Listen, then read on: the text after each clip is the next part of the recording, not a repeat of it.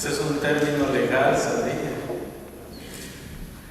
Es un término que dice, que nos enseña prácticamente que Él pagó nuestra deuda y nosotros no le debemos nada más a Dios, que Cristo fue nuestro sustituto y por Dios fuimos declarados justos. Esa es la gracia que tenemos en Dios, hermanos. Hemos sido declarados justos en Él. Muy bien, antes de entrar a la disertación de la palabra, vamos a leer dos porciones de la palabra. La primera la encontramos en el Salmo 19, verso 7 al verso 10, y luego vamos a ir al Nuevo Testamento, a segunda de Timoteo. El salmo que ustedes necesitan, creo yo que está en la página 443, por ahí está, 423, por ahí está la porción. Muy bien, del verso 7 en adelante, que nos dice: la ley de Jehová es perfecta, que convierte el alma, y el testimonio de Jehová es fiel, que hace sabio al sencillo.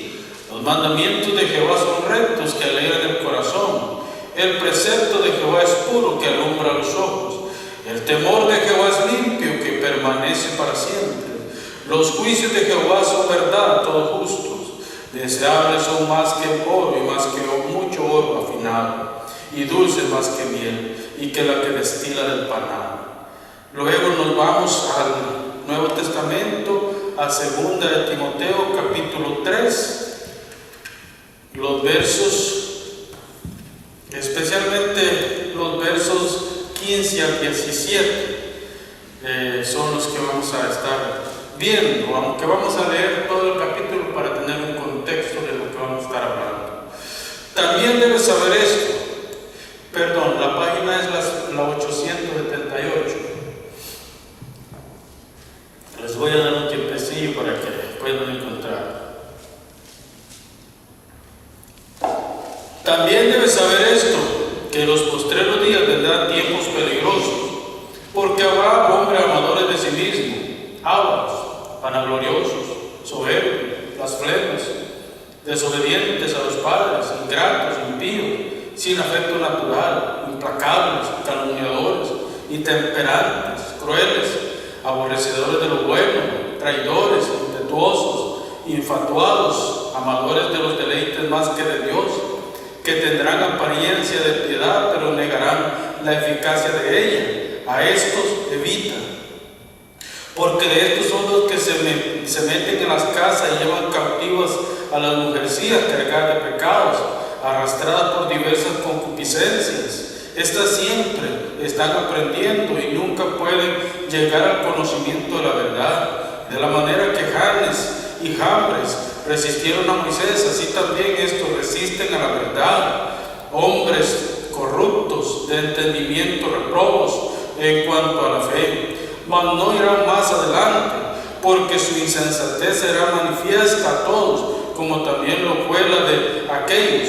Pero tú has seguido mi doctrina, conducta, propósito, fe, longanimidad, amor, paciencia, persecuciones, padecimientos, como los que me sobrevivieron en Antioquía, en Iconio, en Listra, persecuciones que he sufrido, y de todas me ha librado el Señor. Y también todos los que quieren vivir piadosamente en Cristo Jesús padecerán persecución. Mas los malos hombres y los engañadores irán del mal al peor, engañando y siendo engañados. Pero persiste tú en lo que has aprendido, y te persuadiste sabiendo que has aprendido, y que desde la niñez has sabido las sagradas escrituras, las cuales te pueden hacer sabio para la salvación por la fe en Cristo Jesús. Toda la escritura es inspirada por Dios y útil para enseñar, para redarguir, para corregir, para instruir en justicia, a fin de que el hombre de Dios sea perfecto, enteramente preparado para toda buena obra. Este sermón va a estar basado sobre todo en los últimos 3 versículos, del 15 al 17. Hermanos, viendo un poco el contexto, ustedes pueden observar que el apóstol Pablo está a punto, ya el Espíritu Santo le ha revelado de que va a ser sacrificado. Y está dando las últimas instrucciones a Timoteo, su discípulo fiel. Las instrucciones que le está dando a Timoteo son tremendas. Le está prácticamente haciendo un retrato del futuro, de lo que pasará en el futuro. Y no estamos hablando del futuro lejano, sino del futuro inmediato. El futuro inmediato. Entonces, ustedes han visto la lista de estos hombres. Son hombres perversos, en realidad. La lista que el apóstol Pablo da son hombres complicados. ¿Ustedes creen que estos hombres son parte de la iglesia o están fuera de la iglesia? Fíjense que están dentro de la iglesia. Son creyentes, son maestros, personas que han sido engañados por el enemigo, personas que han sido prácticamente corrompidos. ¿Saben qué significa la palabra infatuados? La arrogancia ha llegado a un nivel tan exagerado que los tiene prácticamente empachados.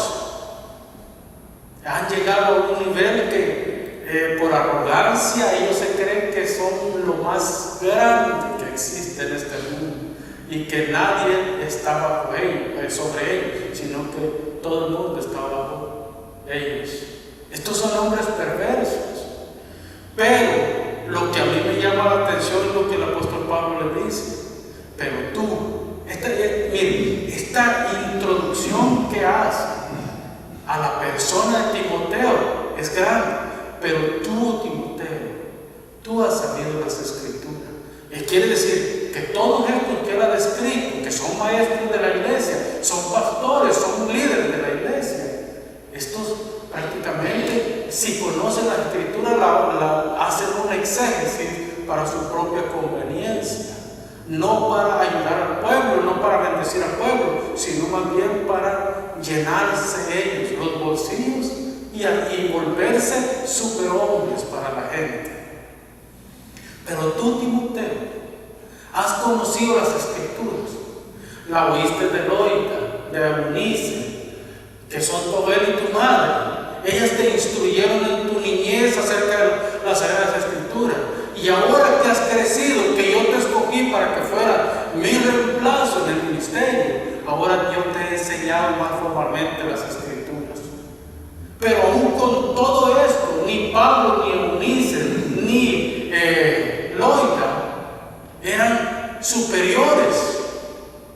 ¿Por qué? Porque la superioridad la tiene la Escritura, no nosotros. Yo puedo ser el maestro más excelente de esta tierra, pero no es mi enseñanza la importante, sino la enseñanza que las Escrituras nos brindan a nosotros. Esas son las que nos fortalecen, esas son las que nos llevan, esas son las que nos van sacando la escoria de nosotros a fin de perfeccionarnos para el día de la redención. Yo no puedo transformar sus corazones, pero la palabra de Dios es suficiente para hacerlo. La palabra de Dios tiene el poder, la palabra de Dios tiene la capacidad, la palabra de Dios, porque es el mismo soplo de Dios el que está escrito en esta palabra. Yo hacía en forma de broma, hacíamos algo, o comentamos algo que no es tanto de broma, sino que es algo de tomarlo bien en serio. Pero yo le comentaba a mi familia, de hecho el viernes creo que comentaba en la clase que tenía, que antes, hermanos, yo me recuerdo que había un disque profeta en Santa Ana, una de las ciudades de El Salvador, que licuaba o ponía en agua el Salmo 91 y se lo daba a tragar a la gente que llegaba a visitar. El Salmo 91 le daba como horchata a la gente. Usted da el peligro que se lleva, una gran infección intestinal, un parásito, una bacteria. Es lo más que puede lograr con tragarse el Salmo 91 así. La palabra de Dios no se bebe ni se come, la palabra de Dios se medita con la mente y con el corazón.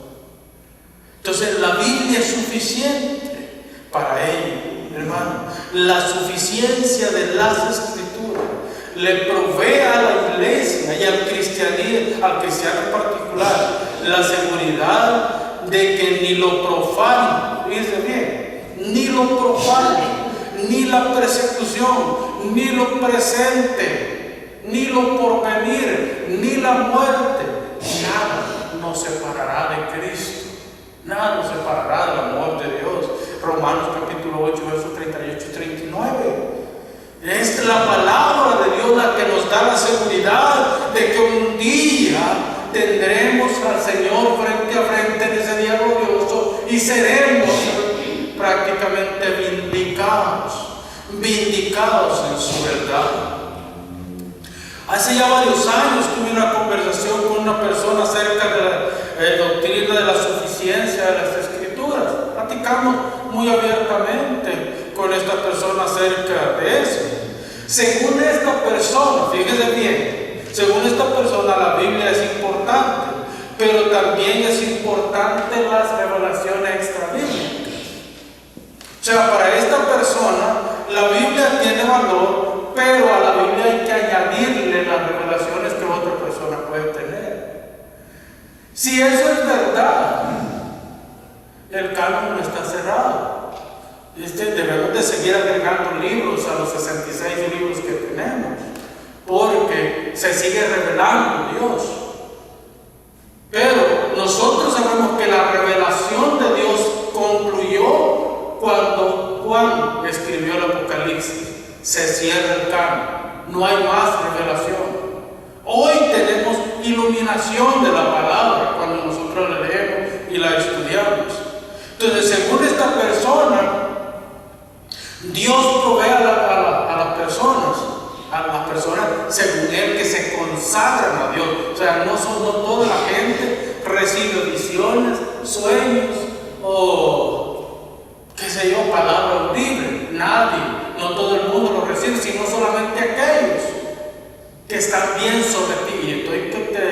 Y estoy citando textualmente. Solamente aquellos que están bien sometidos a Dios son los que reciben estas cosas. Si esto es verdad, Dios hace excepción de personas.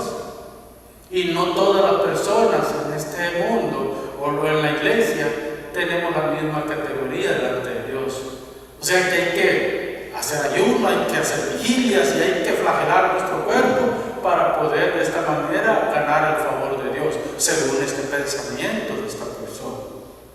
Pero hermano, nosotros sabemos de que eso no es así, ¿verdad? Nosotros sabemos de que la palabra de Dios nos instruye y que según el apóstol Pedro, la interpretación de la palabra no fue revelada para ser privada, sino que es para todos los santos que podemos interpretar las Escrituras.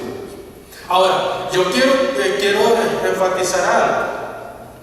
Esto que dice esta persona nos trae dos problemas gravísimos. El primer problema tiene que ver con creer en revelaciones extrabíblicas. Es restarle, cuando nosotros creemos esto, le restamos valor a la doctrina bíblica. Le restamos valor a la doctrina bíblica. O sea, estamos diciendo que todavía el canon no está cerrado. Estamos diciendo de que nosotros todavía podemos recibir ciertas cosas de parte del Espíritu Santo. Segundo, dice que la Biblia no es suficiente como doctrina ni como práctica, que necesitamos extra cosas para entender a Dios. El tercer problema, cuando la Biblia cree en revelaciones extrabíblicas, deja la verdad de carácter absoluto, que es la palabra de Dios, y crea como verdad la palabra de hombres corruptos. Cree como verdad la palabra de hombres vulnerables. Cree como verdad la palabra de hombres sensuales. ¿Saben qué significa una persona sensual? Una persona sensual es una persona voluble. Hoy está de un estado de ánimo, mañana está de otro estado de ánimo. Entonces esas personas no sabe uno cómo los va a encontrar cuando habla con ellos. Un día puede responderle a uno bien, otro día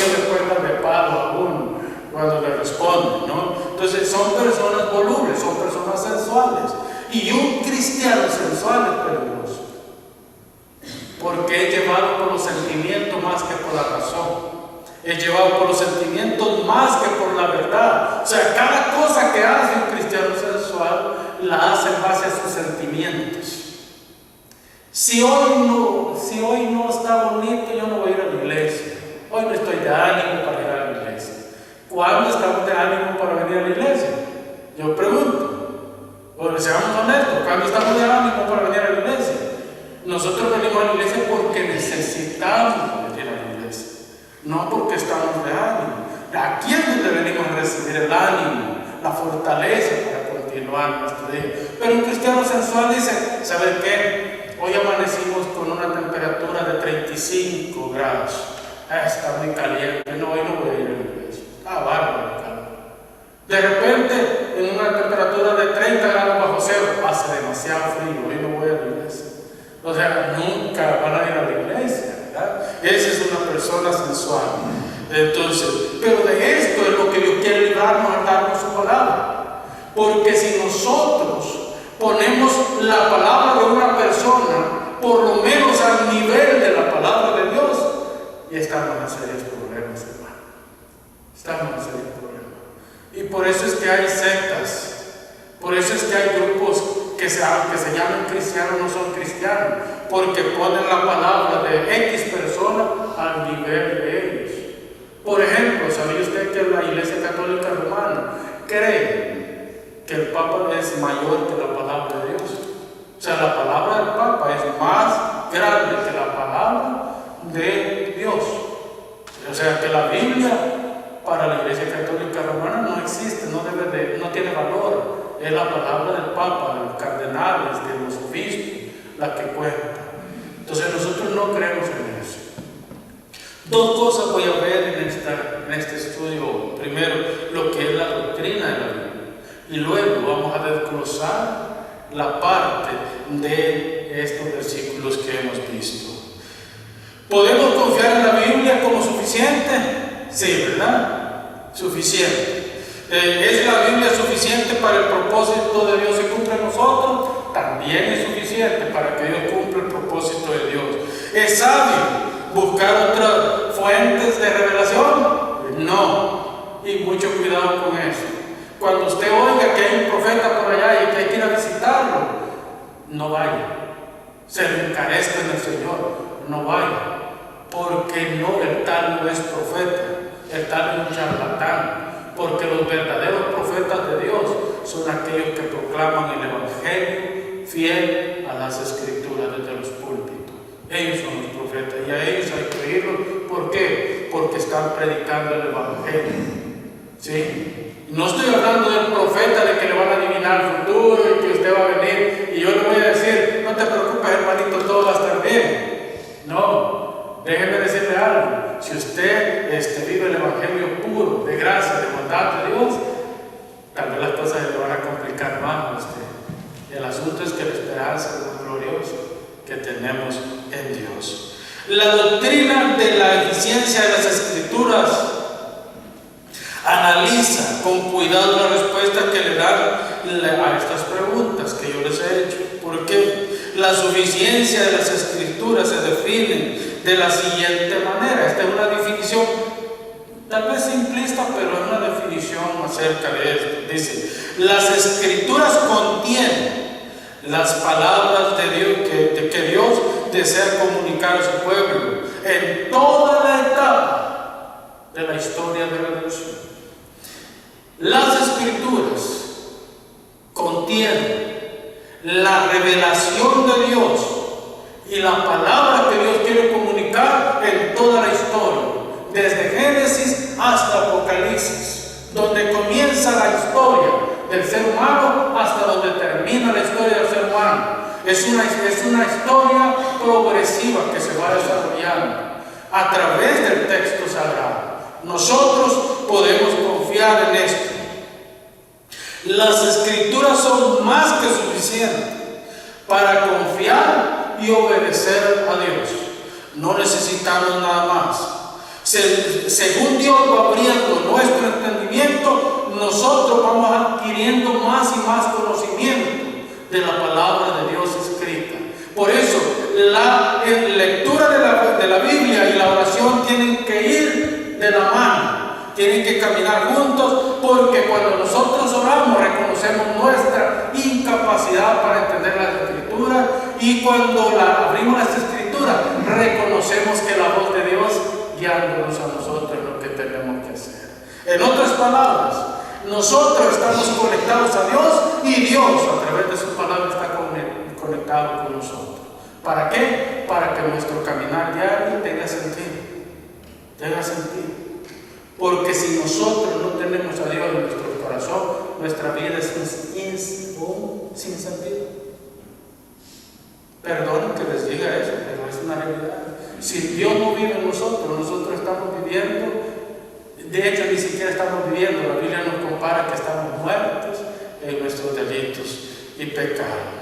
Hermanos, lo que Dios ha revelado en su ser, en la Biblia, es suficiente para el conocimiento. Nosotros no necesitamos ir más allá de lo que Dios nos ha dado, porque lo que Dios ha revelado de su ser es suficiente para conocerle, entenderle e intimar con ese Dios. Nosotros lo necesitamos. Al gozo de saber, Dios agrega al gozo de saber la confianza de que dependemos de un Dios que se ha revelado en su palabra. La Biblia no tiene ni más ni menos que lo necesario. Dios no puso más de lo que necesitaba estar en la Biblia, ni puso menos de lo que necesitaba estar en la Biblia. Puso lo necesario para nuestra madurez, para nuestro crecimiento y para la salvación de nosotros. Hermanos, la Biblia tiene respuesta para todas nuestras interrogantes, no hay ninguna duda de eso. Dios nos ha provisto respuestas completas y suficientes, no respuestas a media, porque sabía que una respuesta a media es igual que una mentira. Las respuestas que nosotros encontramos en la Biblia son completas,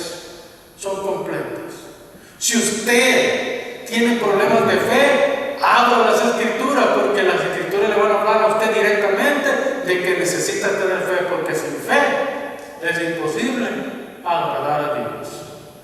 Entonces necesitamos entender esto. Otra cosa muy importante, la Biblia es suficiente porque la Biblia se revela a Cristo, Jesús llevando a cabo el acto más grande y lleno de amor de la historia de la humanidad, la cruz del Calvario. En esa cruz se revelan las perfecciones del amor de Dios, pero se revela también la gracia que nos ha sido otorgada a nosotros gratuitamente. Pero eso es todo en Jesucristo, nuestro Señor y Salvador. Es en Él. Es además imposible conocer a perfección la revelación de Dios. Eso tenemos que entenderlo bien metido en nuestra mente. ¿Por qué es imposible? Porque nuestra mente tiene límite. Y seamos honestos, es muy posible que en este grupo que estamos acá hay gente que es más inteligente que yo. Y puede ser que haya gente que yo sea más inteligente que otro. Pero eso no significa que no tenga límite o que ustedes no tengan límites. Porque todo el ser humano es finito, mientras que Dios es infinito. Hablando de Dios, nosotros tenemos como creyentes, tenemos que reconocer los límites de nosotros para entender a Dios. ¿Por qué? Porque la lógica de Dios jamás puede compararse con la lógica humana. Jamás. Yo a veces me puedo pensar, ¿cómo poder entender que Dios de 2 peces y 5 panes le dio de comer a 4,000 hombres, sin contar las mujeres y los niños? Luego de 2 peces y 7 panes le da de comer a 5,000, sin contar a las mujeres y los niños. Ahora multiplique, los judíos tenían bastantes hijos. Si usted hace la matemática, le va a dar una gran cantidad de personas, por lo menos le va a dar 100,000 personas que estaban presentes ahí. Darle de comer con 2 peces, 5 panes y luego 2 peces y 7 panes a 9,000 hombres, más las mujeres y los niños. ¿Le encuentra lógica a usted? Y lo más curioso es que todavía las 2 veces recogieron 12 cestas todavía y llenas de panes, pero no se sabe si pescado también, pero 12 cestas que sobraron las recogieron. ¿Verdad que sí, lógico es? Pero esa es la lógica de Dios. O ver a un Jesús caminando sobre las aguas. ¿Cómo puedo entender yo de que una persona pueda hacer eso y no hundirse? Si Pedro le dice, Señor, si tú eres, permite que yo vaya a ti. Ven, Pedro. Le dice que empieza a caminar, da unos 2 pasitos como bebecito Pedro y ve alrededor oscuridad y viento y las olas y todo. Y Pedro dudó y ¡bum! Se hundió. ¿Cómo entender la lógica de Dios? No hay que entenderla. Mejor acoplémonos a la lógica de Dios. ¿Por qué les digo esto? Porque las escrituras son suficientes para entender esa lógica. Las escrituras son suficientes para creer esa lógica. Entonces nosotros somos finitos, incapaces de entender a perfección la palabra de Dios. Yo acabo de terminar la 10ª vez que he leído la Biblia de pasta a pasta. 10 veces. Y voy por la 11ª leyendo la Biblia pasta a pasta. Y mire que me sorprendí tanto que he encontrado unas cosas nuevas. De hecho, anoche hablaba de unas cosas nuevas que he encontrado en la Biblia. Cosas que yo dije, pero ¿cuántas veces lo leí? Pasé de largo en eso. ¿Sí? Pero ahora el Espíritu Santo, que es el que inspiró las Escrituras, ha puesto en mi mente el poder comprender para compartir con ustedes lo que yo creo que significa en ese pasaje. Hermanos, y para conectarles ¿sabían ustedes que Judas es una representación del diablo en la Escritura? Un representante de Satanás en la Escritura. Y Jesús estuvo suprimido a Satanás para que no se manifestara con el poder que tenía que manifestarse en Judas, hasta que la hora de entregar al Señor había llegado. En la cena del Señor, Jesús le dice a Judas, Judas se acerca y le dice, ¿seré yo, Señor, el que te voy a entregar? Y metió, fíjense bien, inconscientemente, Judas mete su pan en el vaso, y Jesús te había dicho antes, aquel que meta el pan en el vaso, ese es el que me entrega. Ni los discípulos, ni Judas entendieron que Judas era el traidor en ese momento. Y Jesús le dice, Judas, yo me imagino que Jesús hasta se volteó porque él llegó por detrás, metió el pan en el vaso del Señor. Yo me imagino que Jesús hasta se volteó y le dijo, Judas, lo que vas a hacer, hazlo ya. ¿Se da cuenta? Estuvo 3 años y medio con el Señor. Y el Señor lo tuvo a Satanás suprimido. Y aquí no te moves. De aquí más de lo que tú vas a hacer, no vas a hacer. Cuando la hora llegó, le dijo a Judas, lo que vas a hacer, hazlo ya. Pero no se queda ahí el asunto. Dice, en ese momento, Satanás entró en Judas. ¿Se da cuenta? O sea, en ese momento, Satanás se ha liberado para hacer lo que tiene que hacer. Y Judas sabe, va a los principales de Israel y le dice, yo se los voy a entregar por 30 monedas de plata, yo se los entrego. La persona a la que yo bese su mejilla, ese es, prender, porque ese es. Cuando llega Judas a Jesús, le da el beso en la mejilla y Jesús, ¿qué le dice? Judas, Judas, con un beso entregas a tu maestro. Se da cuenta cómo la historia bíblica se va desarrollando. Todo tiene una razón de ser en la Biblia. Hermanos, en la Biblia, en la historia de redención, hay gente que está cumpliendo la Escritura yéndose al infierno. mientras hay gente que está cumpliendo las Escrituras, reconociendo a Cristo como Salvador. Yo les digo, analicen en su corazón si ustedes son hijos de Dios o no son hijos de Dios, porque en realidad lo que hay en su corazón es lo que cuenta. Yo no me puedo meter en el corazón de ustedes para saber quiénes son, pero Cristo sí sabe y la palabra sí sabe también. Muy bien, hermanos, avanzamos entonces. ¿Qué es lo que dice? Miren, hay 4 principios que a mí me gustaría puntualizar en cuanto a este versículo, y es una posición del apóstol, específicamente en el capítulo 16 y el capítulo 13. Toda la Escritura es inspirada por Dios. Aquí hay 2 cosas importantes. ¿Conociste las Sagradas Escrituras? Está hablando de el Antiguo Testamento. ¿Conociste las Sagradas Escrituras? Era lo que tenía hasta esta fecha el pueblo judío, la iglesia. Hasta esta fecha tenía solamente el Antiguo Testamento. Pero acá ya vemos que el apóstol Pablo cambia su argumento y dice: toda la Escritura es inspirada por Dios. En esto le está reconociendo: el Antiguo Testamento es inspirado, pero lo que se le agregará a esta Biblia también es la inspiración divina. Toda la Escritura es inspirada por Dios. Aquí comienza la utilidad. Hay 4 utilidades que la Biblia tiene. La primera utilidad o principio es el principio pedagógico. ¿Qué quiere decir el principio pedagógico? El principio pedagógico significa enseñar. Enseñar. Un pedagogo es un maestro. Es una persona que enseña a otra persona. No necesariamente tiene que ser un montón de personas las que enseñan. Si enseña a una persona, ese hombre, esa mujer es pedagogo. Ya.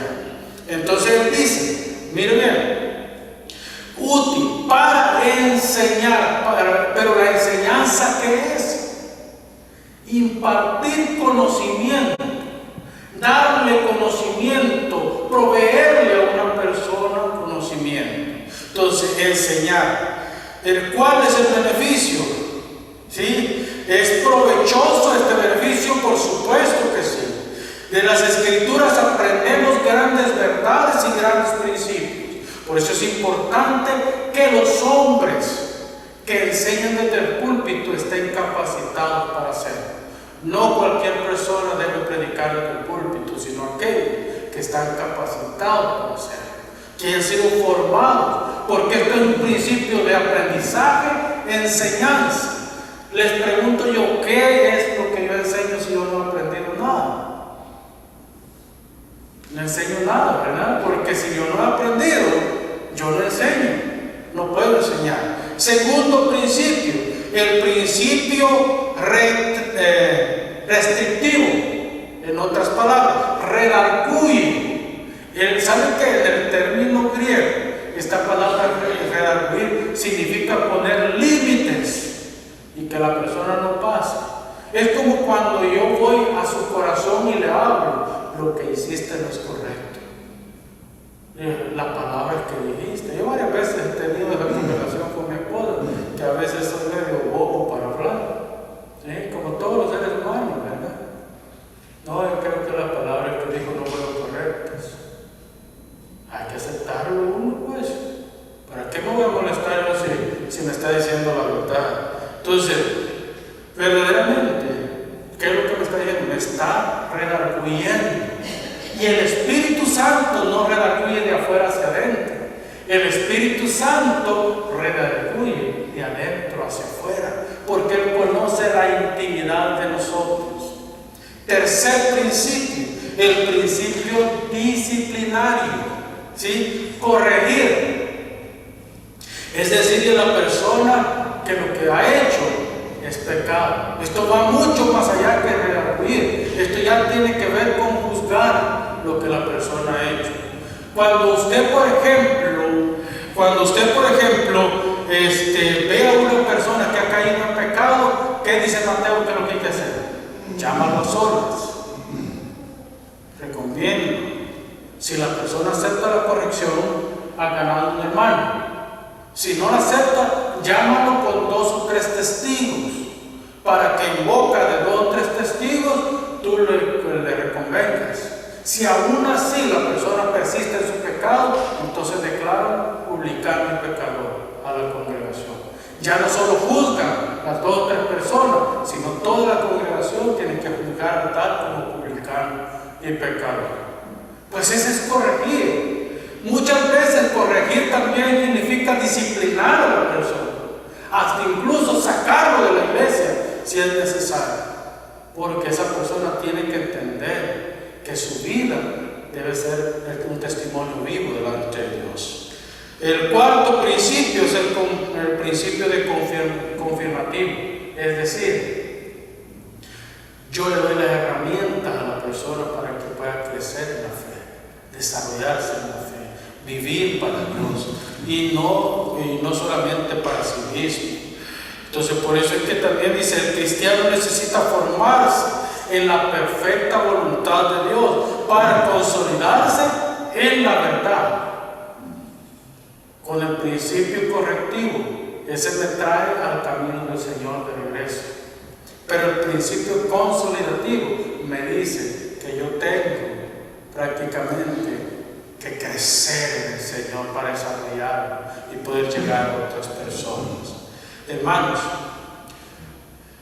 esta es la verdad que nosotros tenemos para poder tener un mejor panorama de qué se trata la suficiencia de las Escrituras. Debemos ver 2 principios más y con esto cierre este tiempo. El primer principio tiene que ver con el principio de justicia. Vean lo que dice el verso 17. A fin de que el hombre de Dios, primero el verso 16 al final, para instruir en justicia. Instruir en justicia es un principio importante. La perfecta justicia de Dios tiene que ser aplicada en aquel hombre que conoce. ¿Qué es justicia entonces? La justicia que encontramos en Cristo. Nosotros hemos sido justificados por Él, para Él, y por eso nosotros tenemos que proclamar esta justicia. En esta justicia tiene una implicación judicial. ¿Cómo? Es decir, es Dios quien establece el parámetro. Nosotros no establecemos los parámetros con los que juzgamos las cosas. Dios en su palabra es el que presenta el parámetro. Esto es suficiencia, hermano. Si nosotros creemos en la suficiencia de la Escritura, entendemos que la Biblia es más que suficiente. Si la Biblia no convence a una persona, ¿quién soy yo para convencer a esa persona? Yo no soy nadie para convencer a esa persona. Yo por eso tengo problemas con las iglesias legalistas, porque las iglesias legalistas, ellos a palo quieren convertir a la persona y que deje los malos hábitos y que deje esto, y si no deja esto, que no aquello. Hermano, si la Biblia no le quita esas cosas a la persona, nadie más lo puede quitar. Nadie más. Por eso es que tenemos que confiar en la Biblia, que ella da esto. El segundo principio es el principio de permanencia. ¿Sí? Pues, primer principio, el principio de justicia. El segundo principio, principio de permanencia. Dios meticulosamente ha establecido el triple oficio de los santos. Un triple oficio que nos lleva a nosotros a la perfección de los santos, a la perfección. Si nosotros no nos podemos afirmar, tenemos que confiar en lo que Dios está haciendo para que nos afirme. El cristiano tiene un llamado directo de perfección. ¿Cuándo se cumple esto? Veamos el verso 17. A fin de que el hombre de Dios sea enteramente preparado, ¿para qué? Para toda buena obra. Si nosotros no cumplimos las 4 características del verso 16, todavía no nos hemos preparado para toda buena obra y debemos prepararnos. Los hijos de Dios son llamados a pensar de acuerdo a las Escrituras y a hablar la verdad que encierra las líneas del texto sagrado. La palabra de Dios debe ser nuestro sostén y nuestra esperanza todo el tiempo. Solo aquel que conoce la palabra de Dios, al Cristo resucitado y ascendido, solo este le puede rendir gloria a Dios. Además de eso, puede vivir en la perfecta voluntad de Dios, porque Cristo vive en él. Amén. Oramos entonces.